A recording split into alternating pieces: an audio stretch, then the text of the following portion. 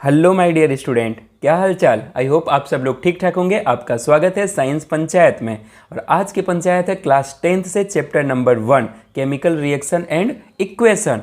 अब chemical reaction and equation class 10th में chapter number 1 में दे रखा है अकॉर्डिंग टू एनसीईआरटी। अगर बात कर लें तो इसमें कुछ छोटी छोटी बातें करने वाले हैं कि केमिकल रिएक्शंस क्या होते हैं, एक्चुअल में केमिकल रिएक्शन और इक्वेशन में बेसिक डिफरेंस क्या है, फिर और बाकी जो चीज़ें इसमें दे रखा है type of reactions, chemical reactions, वो सारी चीज़ें धीरे धीरे करके डिस्कस करने वाले हैं। तो आज से शुरू हो रहा है आपका बोर्ड, एक्चुअल में क्लास 10th के बोर्ड का सिलेबस आज से स्टार्ट हो रहा है। तो आज से ध्यान से पढ़ना स्टार्ट कर दीजिए आप। तो चलिए फिर शुरू करते हैं। केमिकल रिएक्शन एंड इक्वेशन के बारे में जैसे ही अगर आप बात कर लेते हैं तो पहले कुछ कुछ बातें सुनिए, आप ध्यान से पहले सुनिए बिल्कुल फोकस रहिए। आपने लोअर क्लासेस में physical changes and chemical changes के बारे में सुन रखा होगा। आपने फिजिकल चेंजेस में ऐसे सुन रखा होगा कि जो फिजिकल चेंज होते हैं, जैसे अगर मैं फिजिकल चेंज के बारे में बात करूं तो फिजिकल चेंज में इस तरीके से चेंजेज होते हैं जो रिवर्सिबल होते हैं। जैसे में अगर कोई पेपर वगैरह है उसको छोटे छोटे पीस में आप फाड़ दिए, तोड़ दिए उसको, तो इस तरीके से आप छोटे छोटे पीस में कर दिए, लेकिन वहाँ पे उसका केमिकल नेचर चेंज नहीं हुआ। पहले भी पेपर था, अब छोटे छोटे पीस में पेपर है। केमिकल चेंज क्या होता था? इरिवर्सिबल चेंज, जिससे आप वापस ना आ सकें। क्या बात समझ में आ रही है? जैसे मान लेते हैं आपके पास वही पेपर था, आप उसको बर्न कर दिए, जला दिए पूरी तरीके से। अब वो जला दिए तो वो एस वगैरह में कन्वर्ट हो गया, कुछ गैस वगैरह में रिलीज हो गया। अब उस एस और गैस वगैरह को एक साथ ला के अब फिर से वो पेपर थोड़ी ना बना सकते हैं। तो एक तो फिजिकल चेंज था और एक था केमिकल चेंज। तो जो केमिकल चेंज पढ़ते थे ना माय डियर स्टूडेंट, तो केमिकल चेंज में जो उस चेंज के ड्यूरेशन एक प्रोसेस हुआ, उसी को आप कह रहे हैं केमिकल रिएक्शन। अलग से बड़ी बड़ी बातें ध्यान रखने की जरूरत ही नहीं है। अभी आप छोटे छोटे बच्चे हैं तो छोटी छोटी चीज़ों को पढ़िए बस आप। केमिकल चेंज में जो प्रोसेस है, इसके ड्यूरेशन में जो प्रोसेस है, इस प्रोसेस को ही आप क्या कह रहे हैं? केमिकल रिएक्शन कह रहे हैं। केमिकल रिएक्शन कह रहे हैं। क्या यहाँ तक बात क्लियर हो रही है? एक तो था फिजिकल चेंज हो गया, फिर उसके बाद से केमिकल चेंज में जो प्रोसेस है उसी को आप क्या कह रहे हैं? एक तरीके से केमिकल रिएक्शन कह रहे हैं।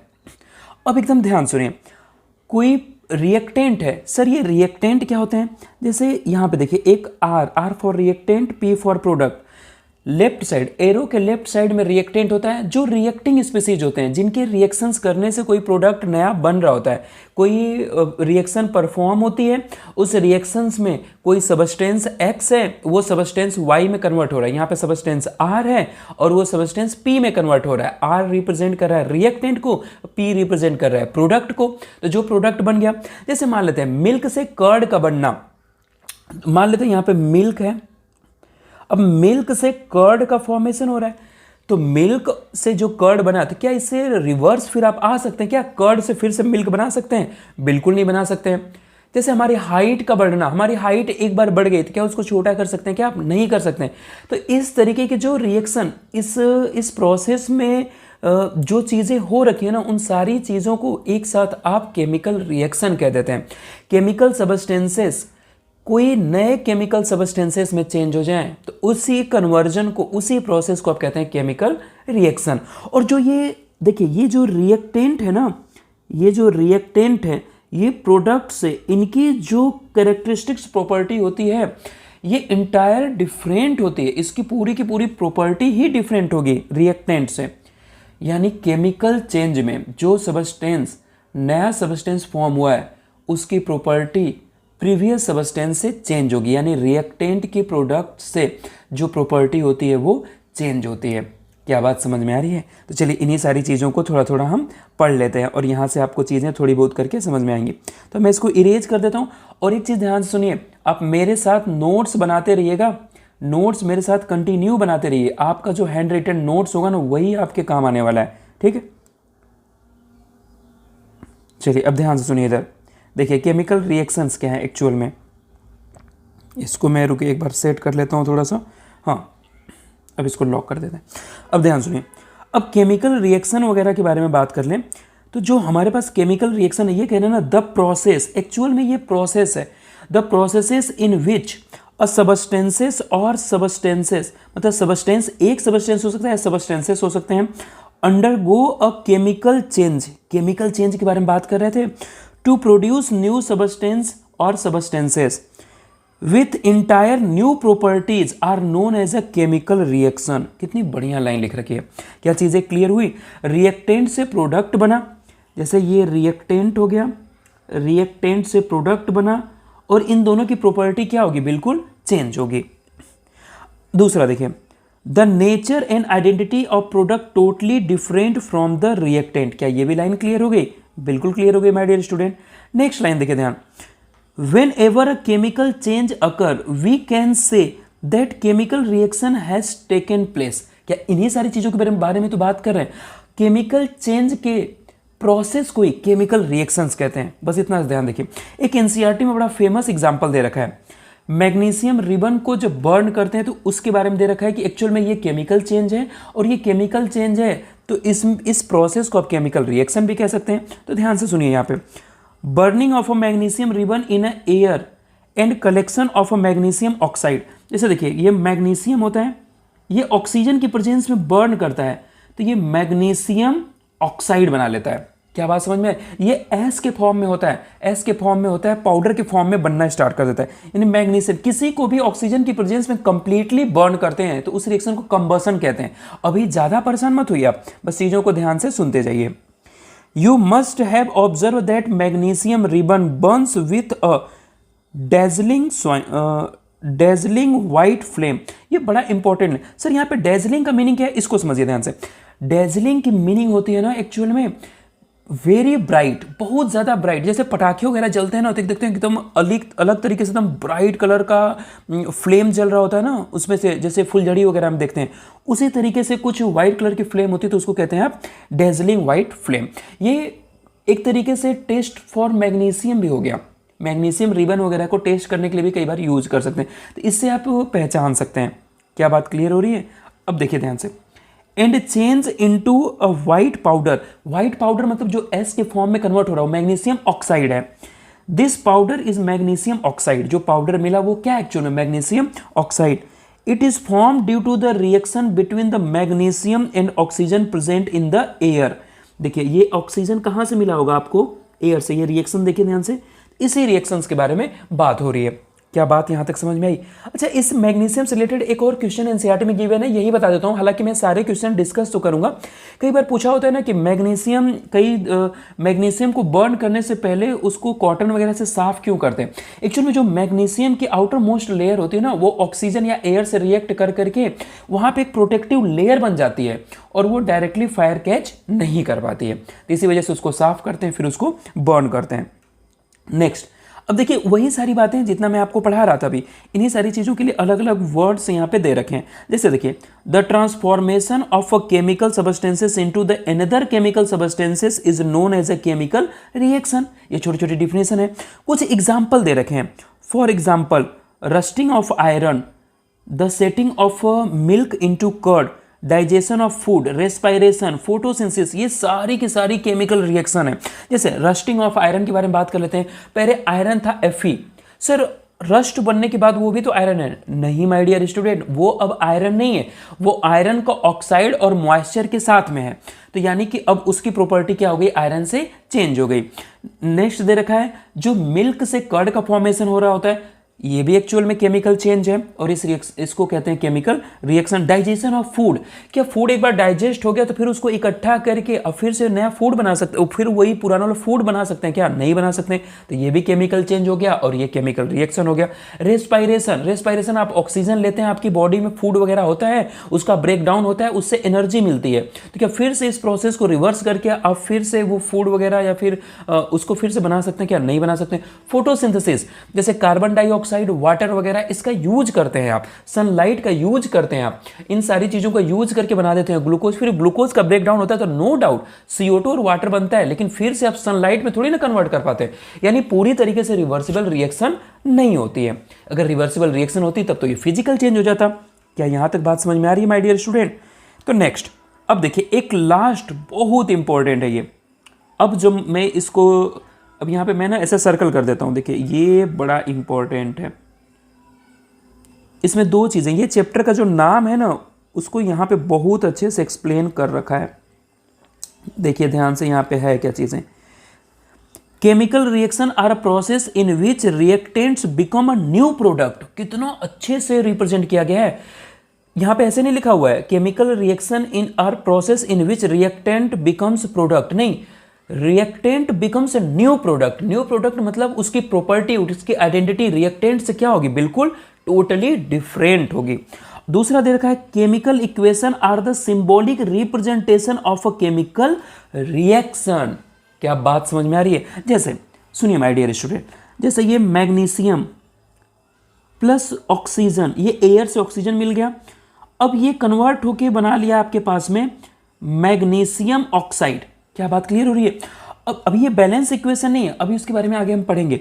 मैग्नीशियम ऑक्सीजन से रिएक्ट करके या एयर के प्रेजेंस में बर्न करके मैग्नीशियम ऑक्साइड बना लिया। अब मैग्नीशियम ऑक्साइड बन गया तो ये जो आपको रिप्रेजेंटेशन दिख रहा है ना, ये सिंबॉलिक सिंबल, मैग्नीशियम को Mg से रिप्रेजेंट कर दिया, ऑक्सीजन को O2 से रिप्रेजेंट कर दिया, मैग्नीशियम ऑक्साइड को MgO से रिप्रेजेंट कर दिए। तो ये जो सिंबॉलिक रिप्रेजेंटेशन है ना, इसी को कहते हैं इक्वेशन। अब ये इक्वेशन है किसका, केमिकल का, तो इसको कहते हैं केमिकल इक्वेशन। जैसे मैथ्स वगैरह में भी आप पढ़ते रहते हैं ना, तो इस तरीके से ये हो गया आपका केमिकल इक्वेशन। क्या यहां तक बात क्लियर हो रही है? चलिए अब नेक्स्ट स्लाइड पे आ गए हैं, बैलेंसिंग केमिकल इक्वेशन। अब एक्चुअल में केमिकल इक्वेशन को बैलेंस करना है। जैसे ये पहली वाली रिएक्शंस देखिए, यहां पे Mg, इधर पे Mg एक है, दो ऑक्सीजन है। जैसे Mg कितना है, 1 है, ऑक्सीजन कितना है, 2 है, इधर Mg कितना है, 1 है, ऑक्सीजन कितना है, 1 है। तो क्या ये रिएक्शन बैलेंस है? क्या नहीं बैलेंस है? सर एक बात नहीं समझ में आ रही, रिएक्शन को बैलेंस करने की क्या जरूरत है? सही तो लिखा हुआ है ना। हाँ, एक बात बताइए, क्लास 9th में आपको लॉ ऑफ केमिकल कॉम्बिनेशन पढ़ाया गया, तो वहां पे एक था लॉ ऑफ मास कंजर्वेशन। अब एक बात बताइए, यहां पे 2 ऑक्सीजन था, यहां पे 1 ऑक्सीजन, तो 1 ऑक्सीजन का मास गया कहां आखिर में? क्या बात क्लियर हो रही है? तो यहां पे मास कंजर्वेशन फेल कर रहा है। क्या बात समझ में आ रही है? पूरे रिएक्शन में ना तो नए एटम का फॉर्मेशन होता है, ना ही एडिशनल कोई मास बनता है, ना कोई मास डिक्रीज होता है। क्या बात क्लियर हो रही है? तो चलिए, इसीलिए केमिकल इक्वेशंस वगैरह को बैलेंस करने की जरूरत पड़ती है। चलिए ध्यान से देखिए, तो यहाँ पे एक्चुअल में मैं इसको ब्लैक कलर कर लेता हूँ ताकि आपको ईजिली दिखे। क्यों इसको बैलेंस करें? एक पहला क्वेश्चन मार्क है कि आखिर बैलेंस ही क्यों करना है। पहला, law of conservation of mass, mass को कंजर्व करने के लिए आपको बैलेंस करना है। और डेफिनेट प्रोपोर्शन को भी, जितने एक्चुअल में उसमें एटम है लेफ्ट हैंड साइड में, उतने ही राइट हैंड साइड में भी होने चाहिए। क्यों ऐसा कर रहे हैं? क्यों? मास can neither be created nor destroy in a chemical reaction. ये 2 लाइनें इतनी इंपॉर्टेंट लाइन है ना, ये चीजें अगर आप पहले से पढ़े नहीं होंगे तो एग्जाम में क्लिक नहीं करेगा। क्या बात समझ में आ रही है? एक एक वर्ड माय डियर स्टूडेंट अपने ईयर से अपने ब्रेन तक जाने दीजिए, मेरा यकीन मानिए आपको एक सिंगल डाउट भी नहीं बचा होगा लास्ट तक। चलिए अब ध्यान से सुनिए, अब नेक्स्ट देखिए ध्यान से। अब एक्चुअल में इक्वेशन को बैलेंस करना है तो इसके लिए कुछ स्टेप फॉलो करिए। ये स्टेप वगैरह ध्यान रख लीजिए, वो एक्चुअल में बिना स्टेप के भी आप कर सकते हैं, लेकिन इससे थोड़ी चीजें ईजी हो जाती हैं। ठीक है, by using the following step we can balance the chemical equation. We can, हम ऐसे बैलेंस कर सकते हैं। ये कोई ऐसा नहीं है कि मस्ट, कोई लॉ, कोई रूल नहीं है। सारा मिला जुला के क्या होना चाहिए, रिएक्टेंट हो गया, प्रोडक्ट हो गया, दोनों side number of atom in type of atom बिल्कुल सेम होनी चाहिए, तभी तो मास कंजर्व होगा। क्या बात क्लियर हो गई? तो चलिए यहां पे देखिए, step 1, write down the unbalance chemical equation. पहले तो केमिकल इक्वेशन लिखिए, जैसे एक लैंग्वेज में बात कर लिए, when magnesium Burns in the presence of oxygen it will form magnesium oxide. ये तो एक लैंग्वेज में हो गया, तो पहले इसको इक्वेशन लिखिए, जैसे कि अभी हम पहले लिख रहे थे, Mg + O2 = MgO। दूसरा, write down the number of atom. अब लेफ्ट हैंड साइड में कितने एटम है, लेफ्ट हैंड साइड मतलब एरो के, और राइट हैंड साइड में, रिएक्टेंट साइड में कौन कौन एटम है, कितने एटम है, और राइट हैंड साइड में कौन कौन एटम है, कितने एटम है, उनको राइट कर लेना है। अभी आपको एग्जांपल से और अच्छे से समझ में आएगा। नेक्स्ट और लास्ट पॉइंट बड़ा इंपॉर्टेंट है, ध्यान से देखिए, एड कॉफिशिएंट। अब ये सर कॉफिशिएंट का मतलब क्या होता है, मल्टीप्लाई करना, किसी वैल्यू से किसी एटम, किसी मॉलिक्यूल में किसी नंबर से मल्टीप्लाई करते हैं तो उसको कॉफिशिएंट कहते हैं। Add coefficient to balance the mass in a chemical equation. Actual में आप बैलेंस क्या कर रहे हैं, बैलेंस केमिकल इक्वेशन मतलब balance mass in a chemical equation. क्या बात क्लियर हो रही है माय डियर स्टूडेंट? तो ये हुई ना बात। तो चलिए अब यहां से देखिए, यहां पे दे रखा है लेफ्ट हैंड साइड में रिएक्टेंट होते हैं, जो लोग रिएक्शन में पार्टिसिपेट करते हैं उनको रिएक्टेंट कहते हैं, और जो लास्ट में बन जाता है उसको आप प्रोडक्ट कहते हैं। ये LHES है, लेफ्ट हैंड साइड, ये राइट हैंड साइड। क्या बात क्लियर हो रही है? अब देखिए यहाँ पे मैं ऑलरेडी एक स्टार बना के रखा हूँ, ये काफ़ी ज़्यादा इंपॉर्टेंट है, तो इसको आपको ध्यान रखना होगा। रुकिए मैं इसको हाईलाइट भी कर देता हूँ, ठीक है। Type of atoms and number of atoms must be same in both side. देखिए टाइप ऑफ एटम, जिस तरीके का एटम है वो, और number of atom left hand side और राइट हैंड साइड सेम होने चाहिए, बस केमिकल इक्वेशन बैलेंस हो गया। अब इसको आप चाहे जैसे बैलेंस कर लीजिए, किसी रूल को फॉलो करिए, किसी रूल को मत फॉलो करिए, अब जैसे मर्जी वैसे बैलेंस कर लीजिए। लेकिन इसको ईजी करने के लिए मैं कुछ आपको स्टेप्स बताता हूं, उन स्टेप्स को आपको फॉलो करने हैं। तो चलिए ध्यान से सुनिए। अब देखिए, for easy to balance, for easy, ये येलो कलर हटा लेते हैं, ब्लू से करते हैं, दिखेगा आपको। For easy to balance chemical equation, ध्यान देखिए, start balancing of atom other than oxygen and hydrogen atom. सबसे पहले आप ऑक्सीजन हाइड्रोजन को छोड़िए, उसके अलावा कुछ और रिएक्शंस में गिवन है तो उसको बैलेंस करिए। अगर यही गिवन है तो उसके बारे में बात करेंगे। Select the element which has a maximum number of atom. ऐसे एलिमेंट या ऐसे मॉलिक्यूल को सबसे पहले चूज करिए जिसमें नंबर ऑफ एटम ज्यादा हो। अभी चीजें आपको एग्जांपल से और अच्छे से समझ में आएंगी। Next, then oxygen and then hydrogen.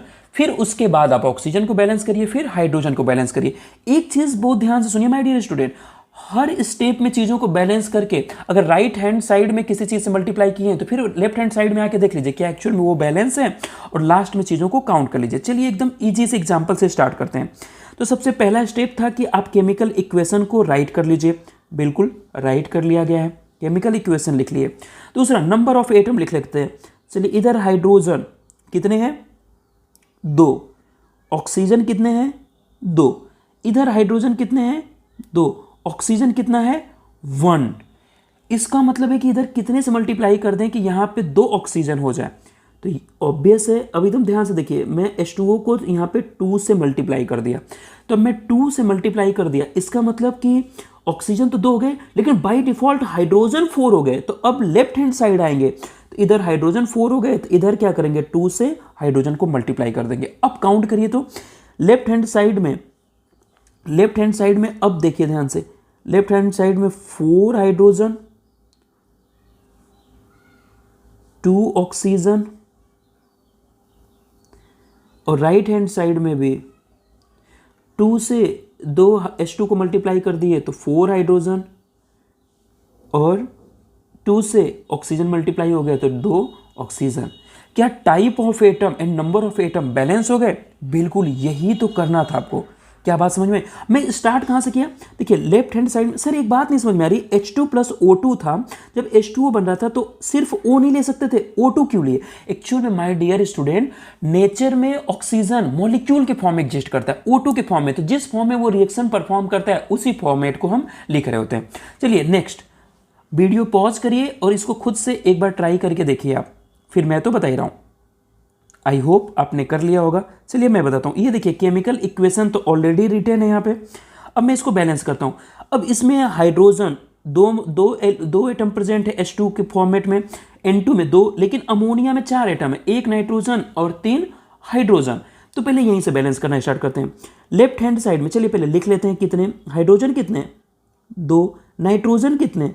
2। इधर हाइड्रोजन कितने? 3। नाइट्रोजन कितने? 1। अब लेफ्ट हैंड साइड में other than oxygen and hydrogen balance करना है, तो सबसे पहले नाइट्रोजन को बैलेंस करेंगे। लेफ्ट हैंड साइड, सॉरी यहाँ पे नाइट्रोजन होगा। लेफ्ट हैंड साइड में नाइट्रोजन कितने हैं? 2 हैं, तो राइट हैंड साइड में 2 से क्या कर देंगे? मल्टीप्लाई कर देंगे, तो 2 से मल्टीप्लाई कर दिए। क्या बात समझ में आ रही है? 2 से मल्टीप्लाई करते क्या सिर्फ नाइट्रोजन डबल हुआ या फिर हाइड्रोजन भी डबल हो गया? हाइड्रोजन भी डबल हो गए। अब राइट हैंड साइड में, अब देखिए, अब ये पिंक कलर को देखिए, ये राइट हैंड साइड में 2 नाइट्रोजन है, और हाइड्रोजन कितने हो गए? 6 हाइड्रोजन हो गए। अब लेफ्ट हैंड साइड में तो 2 हाइड्रोजन है, कितने से मल्टीप्लाई कर दें कि ये 6 हो जाए, तो 3 से मल्टीप्लाई कर देंगे। क्या बात क्लियर हो रही है? तो यानी कि अब लेफ्ट हैंड साइड में भी कितने हाइड्रोजन हो गए, 6 हाइड्रोजन हो गए। और नाइट्रोजन कितने हो गए, 2 नाइट्रोजन हो गए। आपको एटम्स बैलेंस करने, देखिए अब type of atom and number of atom left hand side and right hand side में बैलेंस हो गए। क्या बात क्लियर हो रही है? सर आप अमोनिया से स्टार्ट क्यों किए सर बैलेंस करना? अमोनिया में नंबर ऑफ एटम भी ज्यादा थे माय डियर स्टूडेंट, और other than oxygen and hydrogen को सबसे पहले बैलेंस करना था। सर अगर हम पहले हाइड्रोजन से करते या किसी से करते तो गलत होता क्या? बिल्कुल गलत नहीं होता, लेकिन वो चीजें और कॉम्प्लिकेट हो जाती। जो सबसे इजी हो सकता है वो चीजें आपको बताई जा रही है। चलिए नेक्स्ट वाले को वीडियो पॉज करिए, खुद ट्राई करिए, तो बाकी तो फिर मैं बताऊंगा। देखिए ये केमिकल इक्वेशन दिया ही है, आई होप आपने कर लिया होगा। चलिए देखिए, कार्बन ऑक्सीजन, सॉरी ये गलत लिखा हुआ है, अब इसको मैं करेक्ट कर देता हूं। ये ब्लैक कलर का यहां पे O2 होगा, ठीक है। अब कार्बन O2 से रिएक्ट करके CO2 बना रहा है। सर ये तो रिएक्शन ऑलरेडी बैलेंस है। हाँ my dear student, already balance है। देखिए कैसे, इधर कार्बन कितने हैं, 1, इधर ऑक्सीजन कितना है, 2, इधर भी कार्बन कितने हैं, 1, ऑक्सीजन कितने हैं, 2। तो जबरदस्ती बैलेंस थोड़ी ना करना है। क्या बात क्लियर हो रही है? Left hand side right hand side दोनों साइड ऑलरेडी बैलेंस है। नेक्स्ट जिसके बारे में हम लोग कर रहे थे, चलिए इसको बैलेंस करके दिखाइए, तो आई होप आपने कर लिया होगा। चलिए फिर से वही चीज स्टेप एकदम फॉलो करिए। मैग्नीशियम कितने, 1, ऑक्सीजन कितने, 2, इधर मैग्नीशियम कितने, 1, ऑक्सीजन 1। अब अदर देन, अब एकदम ध्यान से सुनिए, other than oxygen and hydrogen तो बैलेंस करना था, लेकिन मैग्नीशियम तो ऑलरेडी बैलेंस है, तो अब किसका नंबर आ जाएगा, ऑक्सीजन का। तो लेफ्ट हैंड साइड में ऑक्सीजन 2 है, तो राइट हैंड साइड में ऑक्सीजन 1 ही है, तो किससे मल्टीप्लाई कर दें, 2 से। सर यहां पे आप मल्टीप्लाई कर रहे हैं, क्या यहां पे 2 नहीं कर सकते? नहीं माय डियर स्टूडेंट, ये गलत हो जाएगा। आपको कोफिशिएंट लगाना है, यहां पे मल्टीप्लाई करना है। आपने तो वैसे तो कंपाउंड ही चेंज कर दिया, MgO2 कर दिया, आपने तो उस प्रोडक्ट की प्रॉपर्टी ही चेंज कर दी, ऐसा पॉसिबल नहीं है, ठीक है। तो यहां पे 2 से मल्टीप्लाई कर दिए, लेकिन बाय डिफॉल्ट देख रहे हैं अब क्या हो गया। चलिए अब मैं पिंक कलर, नहीं रुक जाइए, तो अब यहां पे mg जैसे ही ऑक्सीजन को 2 टाइम करने के चक्कर में mg भी 2 टाइम हो गया, तो लेफ्ट हैंड साइड में mg 1 था, तो क्या इसको भी 2 से मल्टीप्लाई कर देंगे? बिल्कुल। अब ऑक्सीजन लेफ्ट हैंड साइड में, राइट हैंड साइड में 2, मैग्नीशियम लेफ्ट हैंड साइड में 2, मैग्नीशियम कितने, 2, ऑक्सीजन कितने, 2, इधर भी मैग्नीशियम कितना, 2, ऑक्सीजन कितना, 2। कैसे? देखिए 2 टाइम्स मैग्नीशियम से मल्टीप्लाई हो रहा है, तो 2 मैग्नीशियम और 2 ऑक्सीजन। चलिए नेक्स्ट इसको बैलेंस करिए, तो आप इस रिएक्शंस को बैलेंस करिए। डन, ऑलरेडी रिएक्शन बैलेंस है। देखिए कैसे, जिंक इधर 1 है, हाइड्रोजन 2 है। सर कैसे पता हाइड्रोजन 2 है? H2SO4 सल्फ्यूरिक एसिड में 2 हाइड्रोजन है ना, सल्फर कितने हैं, 1, ऑक्सीजन कितने हैं, 4। सर ऐसे करना है क्या? हाँ बिल्कुल ऐसे ही करना है। अब इधर भी देखिए, जिंक कितने हैं, 1, और हाइड्रोजन कितने हैं, 2। देखिए H2 गैस के फॉर्मेट, एरो का मतलब होता है ये गैस के फॉर्मेट में निकल रहा है, 2 हाइड्रोजन। सल्फर कितने हैं, 1, ऑक्सीजन कितने हैं, 4। तो left hand side right hand side balance है। पता है इस रिएक्शन से आप कुछ सीख रहे हैं। देखिए metal react with acid, metal react with acid, ये जो मैं ब्लू कलर से सर्कल कर रहा हूं उसको ध्यान से देखिए, metal react with acid, then it produce hydrogen gas with pop sound. ये कई बार बोर्ड में पूछा हुआ है, आगे पढ़ाऊंगा मैं, लेकिन चीजों को जितना ध्यान रख सकते हैं उतना ध्यान रख के आगे कंटिन्यू होते रहिए। चलिए नेक्स्ट आप करके दिखाइए। अब तो आपको आ जाना चाहिए था। ये रिएक्शन अगर आप बैलेंस कर लिए तो मतलब आप चीजों को सीख गए। चलिए वीडियो पॉज करिए, अब इसको खुद से बैलेंस करिए, ईमानदारी से बैलेंस करिए। अगर आप इसको बैलेंस कर लिए मतलब आप चीजों को सीख चुके हैं, ठीक है। क्या बात क्लियर हुई? चलिए ठीक है, देखिए एक और लाइन बोल देता हूं, मेटल रिएक्ट विथ वाटर और acid it will produce hydrogen gas. क्या बात समझ में आ रही है? तो अभी यहां पे मेटल, जिंक मेटल था, एसिड से रिएक्ट किया तभी हाइड्रोजन गैस प्रोड्यूस किया। अब यहां पे मेटल वाटर के साथ रिएक्ट कर रहा है तभी हाइड्रोजन गैस प्रोड्यूस कर रहा है। चलिए ठीक है, अब यहाँ तक ध्यान समझ में आ रही। ये हमेशा हमेशा सही नहीं है, हो सकता है एसिड में हाइड्रोजन ही प्रेजेंट ना हो, कई बार ये कैल्शियम वगैरह होते हैं तो अलग तरीके से कैल्शियम हाइड्रोक्साइड वगैरह इस तरीके से चीज़ें कई बार बना लेते हैं। तो अभी देखिए ध्यान से, अब लेकिन आप अपने लेवल पे इन सारी चीज़ों को ध्यान में रखते जाइए। चलिए इसको बैलेंस कैसे करना है, पहले नंबर ऑफ एटम्स लिख लेते हैं। Fe कितना है इधर 1, चलिए हाइड्रोजन कितना है 2, ऑक्सीजन कितना है 1। अब राइट हैंड साइड में आ गए, Fe कितने हैं, Fe का मतलब आयरन 3, हाइड्रोजन कितने 2, देखिए H2 है ना, ऑक्सीजन कितने हैं 4। अब सबसे पहले बैलेंस किसको करना है, other than oxygen and hydrogen को, और उसी से स्टार्ट करेंगे जहां पे नंबर ऑफ एटम ज्यादा हो। इससे थोड़ा सा इजी हो जाएगा, आप कहीं से कर सकते हैं।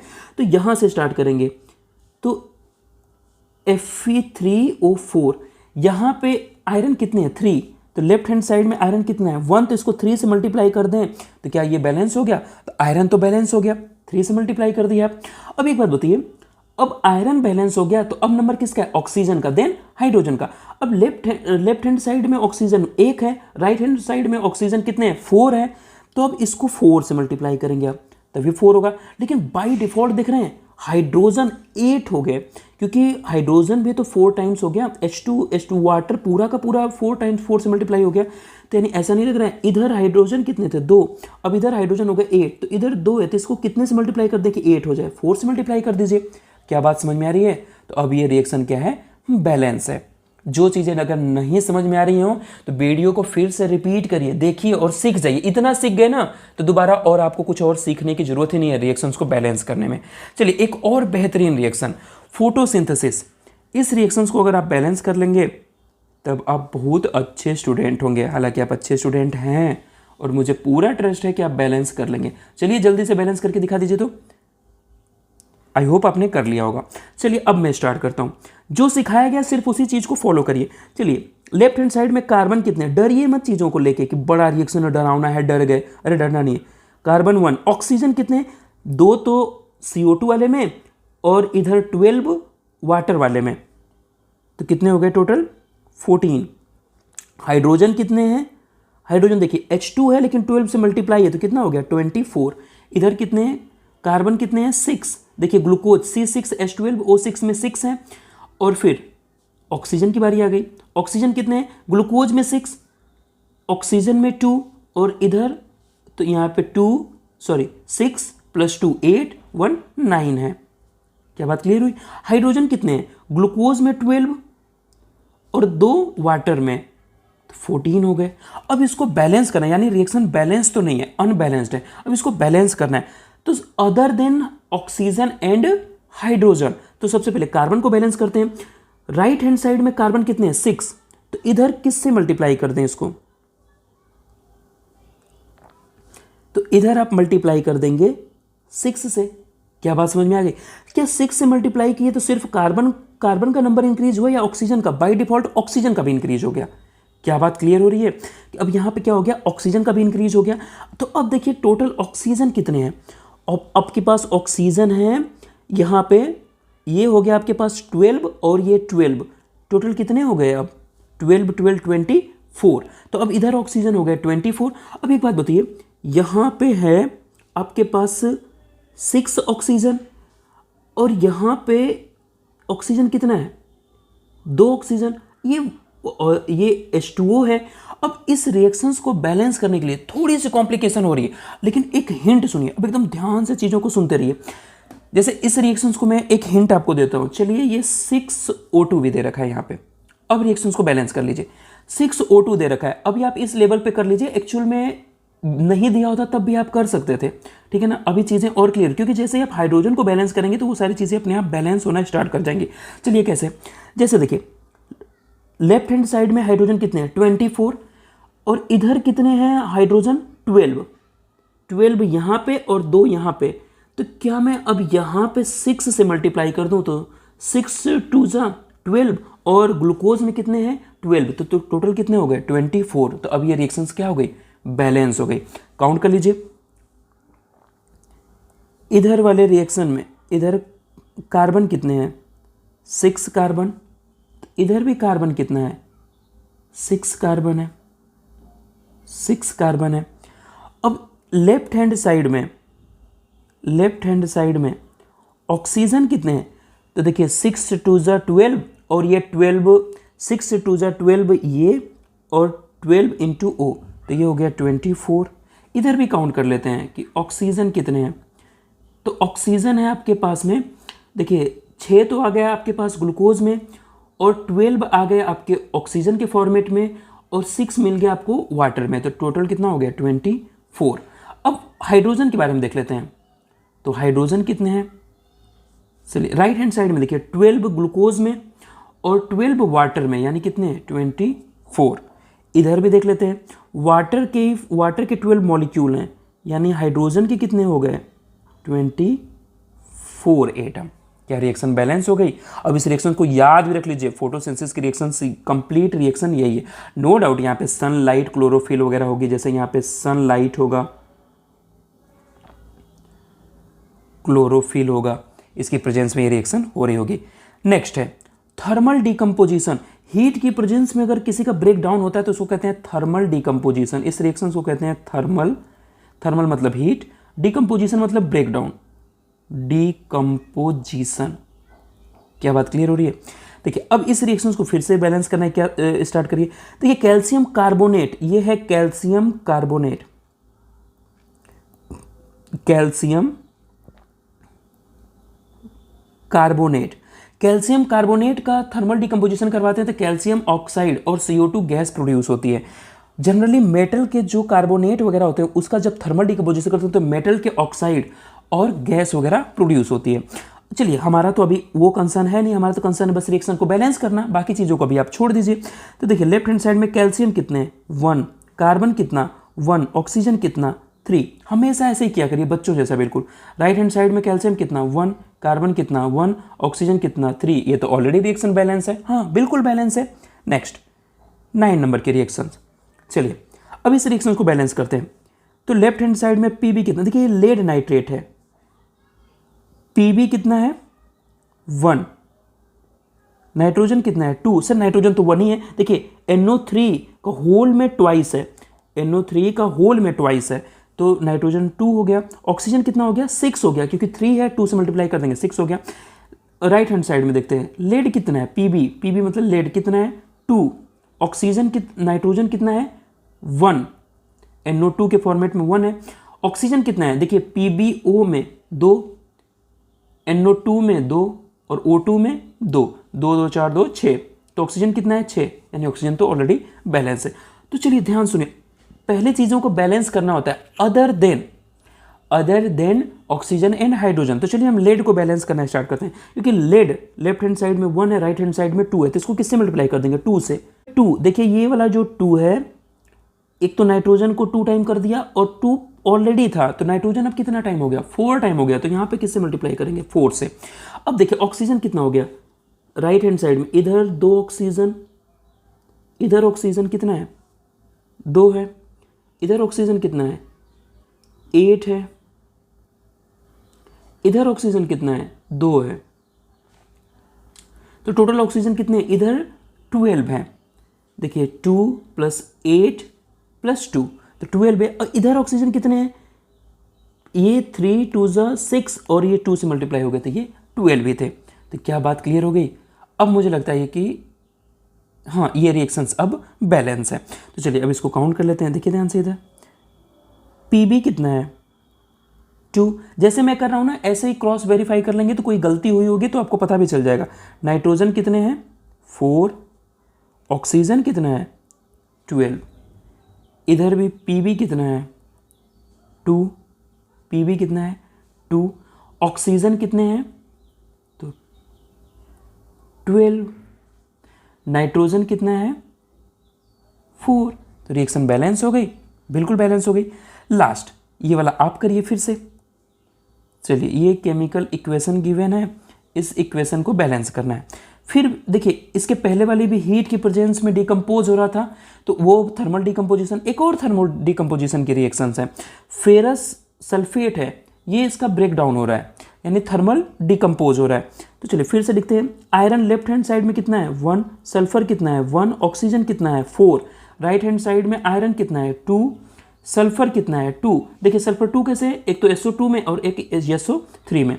ऑक्सीजन कितना है 3 2 5 और 3 8, तो ऑक्सीजन कितने हैं 8। तो चलिए बैलेंस करना स्टार्ट करते हैं। Other than oxygen and hydrogen, सबसे पहले मेटल को बैलेंस कर लीजिए, वहाँ पे देखिए इसके पास एटम ज़्यादा है तो इसी से बैलेंस करना स्टार्ट करते हैं। FeSO4 से स्टार्ट करते हैं बैलेंस करना। राइट हैंड साइड में Fe2, लेफ्ट हैंड साइड में 1, तो इसको कितने से मल्टीप्लाई कर दें 2 से मल्टीप्लाई करते ही सल्फर भी 2 टाइम हो गया, ऑक्सीजन कितने टाइम हो गया 8 टाइम हो गया। मुझे लगता है रिएक्शन बैलेंस हो गई। देखिए अब देखिए क्योंकि जैसे 2 से मल्टीप्लाई किया आयरन तो 2 टाइम हुआ, सल्फर भी 2 टाइम हो गया, तो राइट हैंड साइड में भी सल्फर 2 टाइम थे। ऑक्सीजन 8 ऑक्सीजन हो गए, 4 था पहले ऑक्सीजन 2 टाइम हो गया 8 हो गए, और right hand side already 8 oxygen थे, तो अब रिएक्शन बैलेंस हो गई। अब चल इसको क्रॉस वेरीफाई भी कर लेते हैं। Fe कितने हैं 2, सल्फर कितने हैं 2, ऑक्सीजन कितने हैं 8। देखिए 4 ऑक्सीजन है 2 से मल्टीप्लाई होकर 8 हो गया ना। चलिए अब इधर भी Fe कितने हैं 2। बात आई ऑक्सीजन की, तो यहाँ पे सारे में ऑक्सीजन मिला के 8 है हमारे पास ऑलरेडी थे। सल्फर कितने हैं, तो इस वाले पार्ट को अगर आप देखेंगे तो सल्फर कितने हैं, सल्फर हमारे पास 2 हैं, तो रिएक्शन बैलेंस हो गई। क्या बात समझ में आ रही है। ये SO2 SO3 के नीचे जो लिखा हुआ है वो क्या है, गैस है। जी सर यस लिखा हुआ है। Fe, ये Fe2O3 के पास में यस लिखा हुआ है, ये एक्चुअल में है क्या, वो सॉलिड है। क्या यहाँ तक बात समझ में आई। तो यहाँ तक वीडियो में बने रहने के लिए बहुत बहुत धन्यवाद। मिलते हैं ऐसे ही किसी नए वीडियो के साथ में, तब तक आप अपनी पढ़ाई करते रहिए और कंटिन्यू रिवीजन करते रहिए। रिवीजन करते रहेंगे तभी आप बेस्ट हो पाएंगे। अब जाके आप NCERT का पेज नंबर 1 से लेके पेज नंबर 5 तक रीड कर सकते हैं, पढ़ सकते हैं। सारी चीज़ें लगभग कवर हो गई है। क्या बात समझ में आ रही है। मेरे साथ नोट्स बनाते रहिए, मेरे साथ NCERT रीड करते रहिए। क्या बात क्लियर हो रहा है।